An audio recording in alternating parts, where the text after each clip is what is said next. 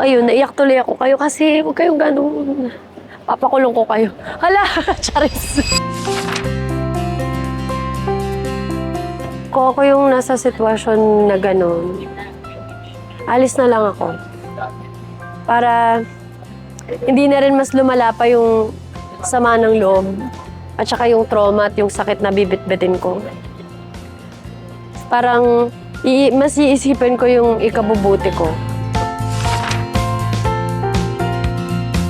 Pinakamalaking obligasyon talaga ng magulang, palaking maayos at mabuting tao ang anak nila. Magkaroon kayo ng space sa puso nyo na isipin nyo yung mga anak nyo, tao lang din sila. O first time nyo lang din mabuhay, pero sila din.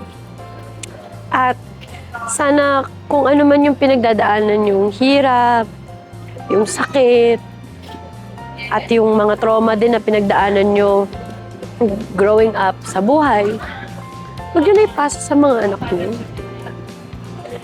I-break nyo na yung cycle. Itigil nyo na yung ganong generational trauma. Kumbaga, tapusin nyo na sa inyo. Sa mga anak nyo, tratuhin nyo silang tama. Hayaan nyo na itong buhay na to, yung buhay nila, mas maging maayos kaysa sa inyo. Kasi mga maanak nyo naman yun eh. So ayun, naiyak tuloy ako kayo kasi huwag kayong ganun. Papakulong ko kayo. Hala, charis. Alam mga kapuso, ako po si Lexie Gonzalez, gumaganap bilang Milet sa bagong special episode ng Magpakailanman, ang My Mother, My Abuser.